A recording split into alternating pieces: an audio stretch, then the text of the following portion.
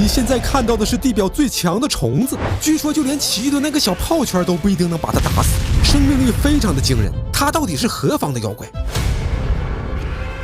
要说是妖怪的话，它也就是个熊怪，因为它长得像熊一样，所以它叫做水熊虫。它的生命力超级的顽强，可以适应各种极端的环境。也正是因为它们环境适应能力太强，所以地球上拥有900多种不同的水熊虫。它们有的处在高压的环境下，也有的存在雪山峰顶之上，还有的甚至生存在沙漠里。这么说吧，只要在这个地球上，就没有它们不能适应的地方。更神奇的是，它还上过太空，而且在太空的环境中，它能存活长达10天之久。水熊虫在面对危险的时候，还会进行脱水的绝活。在这种状态下，它没有了呼吸和运动，就好像死了一样。通过这样的方式，它还可以偷取别的生物的 DNA， 因为在它遇水复活的过程中，外部的一些 DNA 也会被带入它的体内。在这样假死再复活的过程中，就能轻易的将别人的 DNA 归纳为己有，是不是很神奇？